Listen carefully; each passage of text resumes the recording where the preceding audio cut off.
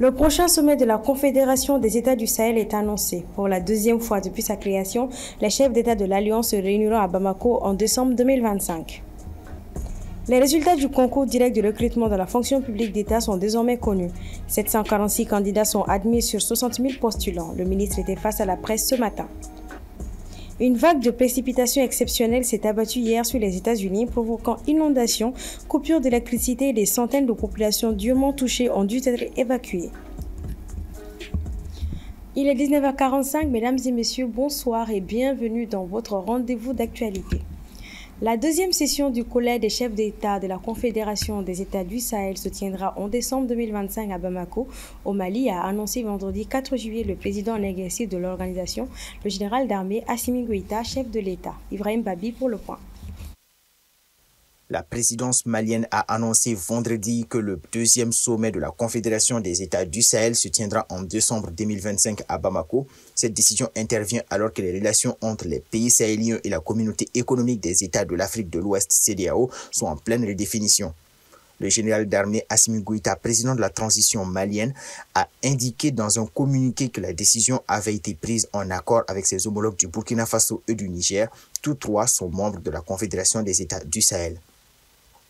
La première rencontre des chefs d'État de l'AES s'était déroulée en juillet 2024 à Niamey, quelques mois après l'annonce de leur retrait de la CEDEAO, dénoncée comme étant sous influence française.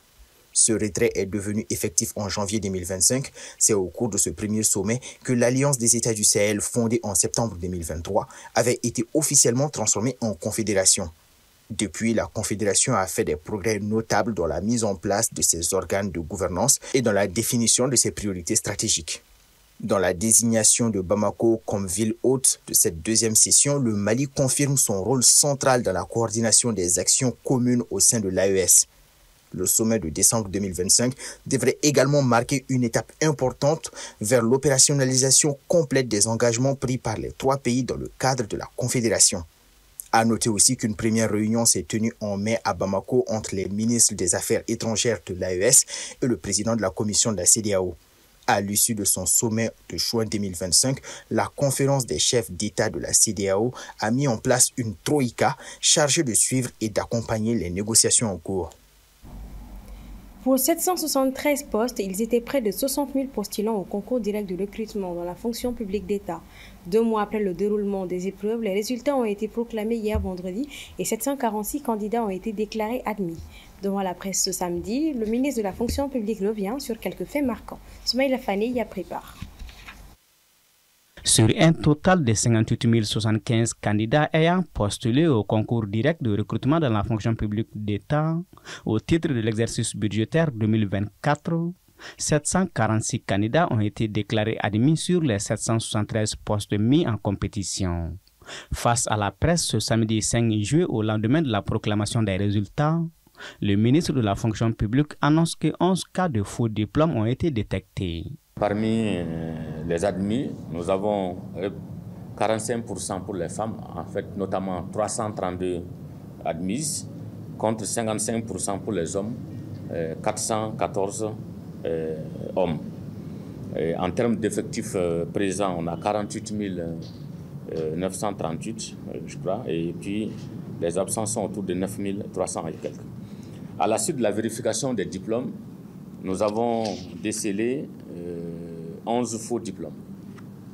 Comme vous l'avez constaté l'an passé également, nous avons décelé 44 faux diplômes. Cette année, c'est encore moins, mais il y a toujours quand même la pratique des faux diplômes que nous constatons effectivement dans la participation au concours. Ces faux diplômes seront également transmis au niveau du pôle économique et financier à travers le contentieux de l'État. 27 postes n'ont pas pu être pourvus, indiquant soit un manque de candidats qualifiés, soit l'absence de candidats ayant atteint le seuil requis. Les postes non pourvus sont entre autres les spécialités des contrôleurs des impôts, où on a 4 postes non admis, des techniciens de l'agriculture génie rurale, machinisme agricole 3. On a agent technique de l'industrie des spécialités mécaniques auto, où on a 1 poste non pourvu. L'agent technique de l'industrie spécialité mécanique générale, on a 2. Les spécialités électricité auto, on a 3. Au niveau de La mécanique auto, toujours agent technique, on a mécanique auto aussi, on a 1. Hydraulique, on a 2. Géotechnique, on a 1. Et géologie, on a 1. Maintenant, le reste, c'est dans le domaine sanitaire, notamment les spécialités DS. La plupart de ces postes non pourvus sont dus au fait que les gens on n'a pas eu de candidats. Un aspect notable de l'organisation de ces concours, selon lui, est la transparence du processus essentiel pour l'avenir de la gouvernance et la confiance des citoyens. Objectif, doter l'administration des ressources humaines de qualité, mais aussi promouvoir l'égalité des chances des citoyens devant l'emploi public. Sur plus de 1 360 000 cartes d'identité biométriques produites à Bamako, seulement 742 000 ont été retirées. Cela correspond à un taux de retrait d'environ 54%, a indiqué le ministre de la Sécurité lors de son passage à l'émission Malikoura Tassira, notant que le processus de retrait des cartes biométriques est en cours et que des efforts sont faits pour encourager les citoyens à venir retirer leurs cartes. Djeneva Samaki. Lors du passage du ministre de la Sécurité et de la Protection civile à l'émission Malikoura Tassira, plusieurs sujets cruciaux étaient à l'ordre du jour.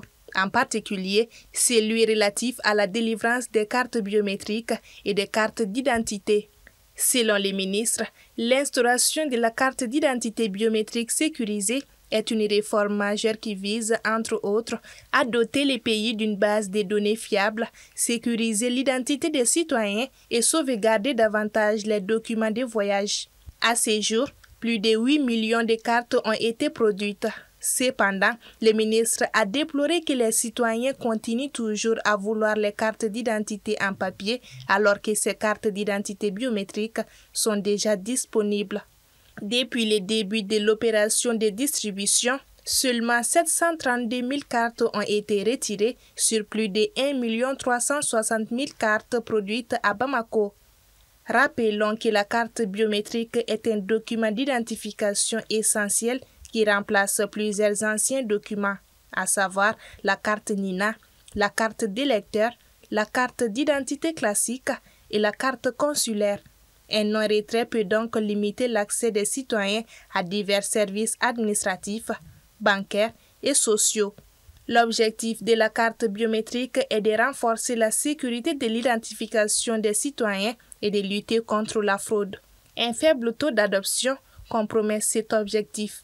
Le faible taux de retrait des cartes d'identité biométrique est une préoccupation majeure pour les autorités, compte tenu de l'importance de ces documents dans l'identification des citoyens et l'accès aux services, raison pour laquelle le ministre a aussi assuré que des instructions interministérielles ont été données pour mettre en place des mécanismes et des modalités de retrait de ces cartes, tout en invitant les populations à retirer leurs cartes. Au Niger, le ministre de la Défense a annoncé ce vendredi 4 juillet dans un communiqué que 10 soldats ont été tués et 15 autres blessés le même jour dans une double attaque terroriste dans l'ouest du pays, près du Burkina Faso. Si le bilan fait état de 10 soldats tués et 15 blessés, dont 9 évacués côté ami, 41 terroristes ont été neutralisés, 10 motos récupérées et une dizaine détruites, a ajouté le ministre. Des renforts ont été déployés et une opération aéroterrestre de ratissage a été engagée afin de traquer les auteurs de cette attaque, conclut le communiqué. À l'international, aux États-Unis, des pluies diluviennes se sont abattues vendredi 4 juillet au nord-ouest de San Antonio, entraînant une crue soudaine du fleuve Guadeloupe.